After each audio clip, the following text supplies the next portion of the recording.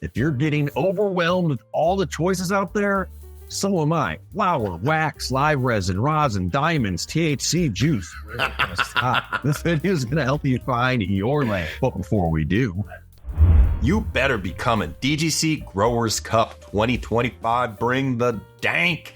Vending, clones, seeds, mushrooms, baby, all kinds of stuff. Tattoos.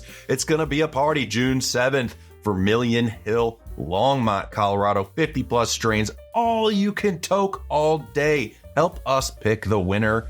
Go to ddccup.com and bring the dank. Back to the hang. Come on, let's do this. I'm like freaking WWE flower power guy, man. I don't know if I'm showing my age or what, but I'm a flower. Yeah, I'm Scotty Dabbs, man. Scotty Dabbs. No, I've been getting into the extracts a little bit. We're friends. We talk outside the show, and man, just you're not feeling it, right? I don't know. It's like a personality. I'm a simple guy. I mean, flower, it's natural, man. It's just you cut the plant and you light it on fire. I like the no extra processing. Sure. You know me, I don't have to deal with, gadgets that I'm cleaning, batteries, chargers. I don't like disposable stuff. My glass bowl lasts as long until I break it. My dugout's pretty solid state. And the high for me on flowers, pretty preferred. And now I'm damaged. I have a little PTSD from taking too big of a hit off of a dab rig. Yeah. Of some fresh pressed rosin. Sure. Just threw me into paranoia. But each one has its place.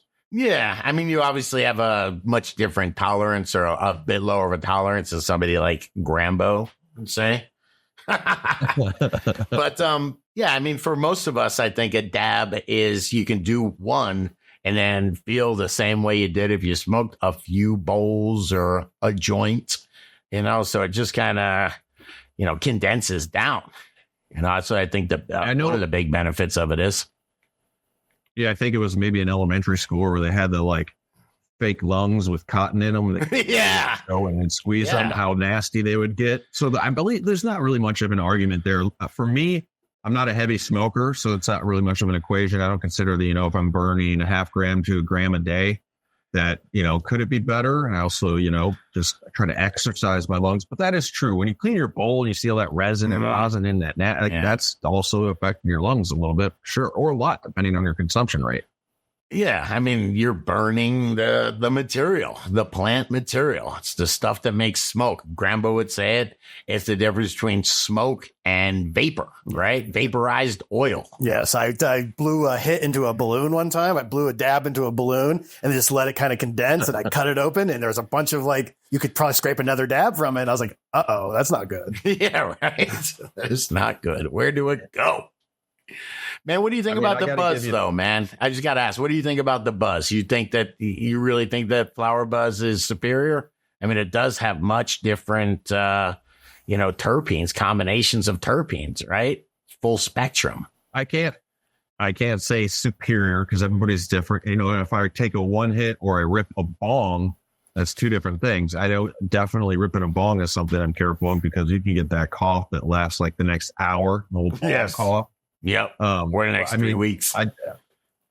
The advantages I see, that I can't get over, obviously, are some of the conveniences with concentrates versus flower. Wherever I smoke, unless I'm doing, which I always love to show off when I'm in a crowd, one of my things I pride myself on, which my wife hates, is I can take a one hit anywhere because by the time I hit it in and before I even blow it out of my mouth, all my shit's back in my pocket. And it just makes people look around, But that's not even close to being as discreet as a vape pen. I mean, if you've got a pen, dude, if you take a oney, people know that stuff makes a big cloud of smoke, and people know it smells, man. Them pens are way discreet. Yeah, I agree. And then plus everybody travel around with their, they don't know what's in the pens. They don't care. Is anybody field testing to see if THC's in your pen? It could be your nicotine pen. It could be whatever pen. I know in Colorado, be careful. Those some pens, Grambo, isn't it etched on there, or it's a sticker you can't remove or something? Yeah, everything comes with this little diamond on there. Doesn't really pick up on the camera, but you just scrape it off, man. I can't really argue the medicinal value of having concentrates for people that need, they're not going to smoke 3 joints to get where they need to go for either pain, PTSD, whatever they're dealing with. So I do appreciate concentrates from that. But I do have some worries, man, like as far as getting into like, one, if you're sourcing them, are they making them right? Don't got to worry about like leftover butane or, when I look at the goop of a concentrate, I kind of get concerned. What do you light your oney with and inhale? Butane from the lighter. Or at least I guess it's exhausted butane or burnt butane, but butane exhaust at least, which is actually, I shouldn't say, it's pretty clean. Butane burns pretty clean. Well, know your sources, though. I mean, definitely in this game of THCA online stuff at gas stations, this and that, there is some crap out there. There's some straight THC products. Stay away from straight THC, like say 80, 100%. It's not the kind of high you're looking for. Yeah. Find it has, when it's not true plant terpenes and things like that. And then, I mean, for me, I know you've been saying, Scotty, on another show lately, like you love to just be able to cut your plants down, skip the dry and cure, take a few plant leaves off and put them in the freezer because you're going to get it processed. Yeah. Right? Yeah, it sure is. It's a lot easier, man. It sure is. And then, I mean, the whole drying and curing process takes weeks. If I can just throw it in the freezer and process it, I mean, to make your own, you do need a freeze dryer and all that stuff. You need some equipment. That's what I'm saying. To make really good quality. Actually, you don't need it though, man. I mean, like I said, you got to check your privilege. What you really need is a bubble machine, some bubble bags, and a rosin press, and you can make pretty good stuff. I like it. I don't call myself, I'm not a lazy individual, but that's in my mind, it's like, that's too much. I'm just going to burn this flower in the bowl. So that's where we differ, except, the pens to be discreet is a really good thing, especially while traveling. So not all pens are created equal, by the way. You got to make sure that those cartridges, if they're not burning at the right temperature, or if whatever they're made of, they can be made out of really cheap metal.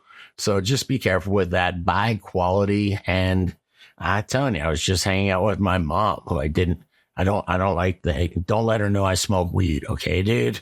No, but I was like, I need to hit the pen a couple times, and they work. They definitely work, man. You just got to get good ones. Yeah, a little bit. Let us know what you guys are doing.